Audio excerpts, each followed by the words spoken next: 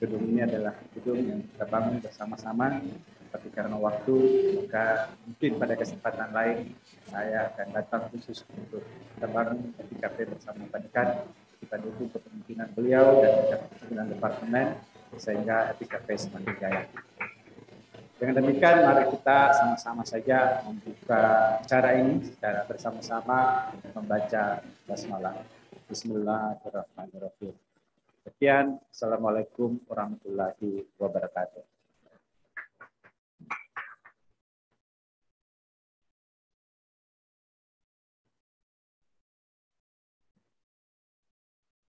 Terima kasih kepada Bapak Rektor yang telah memberikan sambutan dan membuka acara kegiatan simposium secara resmi. Thank you, Profesor Dr. Jamaluddin Jompa, MSc, for your speech. Bapak, Ibu, dan hadirin sekalian yang berbahagia. Tibalah kita di acara inti, yaitu pemaparan dari pembicara utama oleh Menteri Kelautan dan Perikanan Indonesia yang diwakili oleh Kepala Badan Riset dan Sumber Daya Manusia, Kelautan dan Perikanan, Bapak Inyoman Radiarta, MSc. Memasuki sesi pembicara utama dan pembicara tamu. Telah hadir di antara kita Bapak Muhammad Iqbal Jawad, PhD, yang akan memandu sesi ini. Oleh karenanya, dengan hormat, acara kami serahkan ke para moderator. Ladies and gentlemen, we are about to start the main agenda, the presentation of the keynote speaker, Minister of Marine Affairs and Fisheries, Republik Indonesia, who is represented by the Head of Research and Human Resources of Marine and Fisheries, Inyoman Radiarta, MSc, PhD. Inside the keynote speaker and invited speaker session, we invite Bapak Muhammad Iqbal Jawad, PhD, to lead this session. To Bapak Muhammad Iqbal Jawad, time is yours.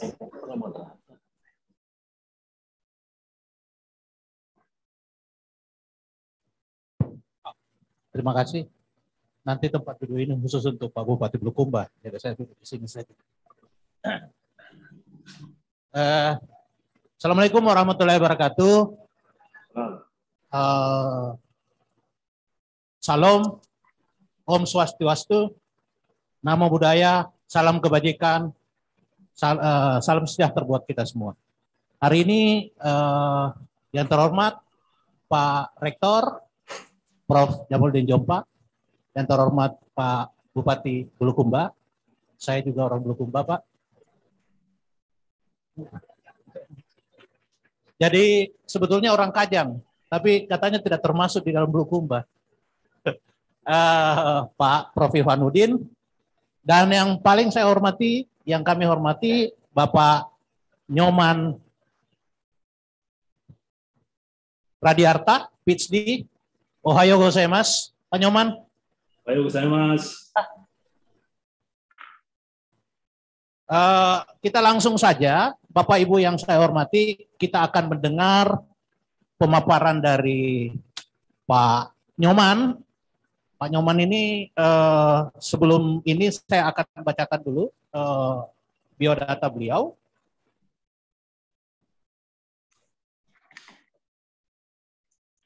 Pak Inyoman Radiarta, PhD, beliau mendapatkan insinyurnya di Fishery Science, IPB, tahun 1995.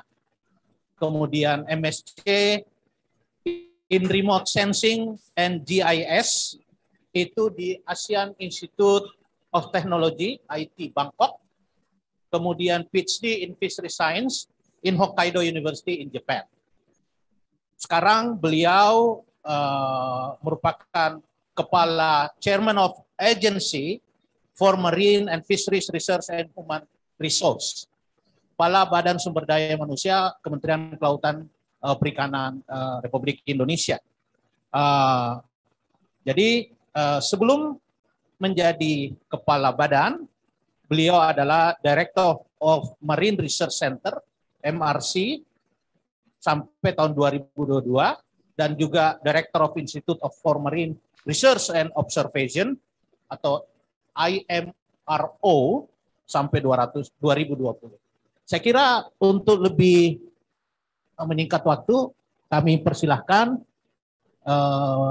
Pak Nyoman, Pak Radiarta untuk memberi pemaparan. Nanti kami di sini akan mengkritisi. Kebetulan ada Pak Bupati Bulukumba yang saya yakin akan senang sekali dengan paparan-paparan dari Kementerian Kelautan Perikanan karena berhubungan dengan daerah beliau di Bulukumba yang dikelilingi oleh laut. Saya persilahkan Pak Nyoman Radiarta, dozo sensei, Radiarta sensei, dozo. Domo arigatou gozaimasu. Terima kasih Pak Iqbal. Bapak Ibu, apakah suara saya bisa didengar? Bisa Pak. Baik. Ya. Assalamualaikum warahmatullahi wabarakatuh. Selamat pagi, salam sejahtera buat kita semua. Om Swastiastu, Namo Buddhaya, salam kebajikan. Yang kami hormati Bapak Rektor Universitas Hasanuddin, Bapak Profesor Dr. Insinyur Jamaluddin Jompa, MSc.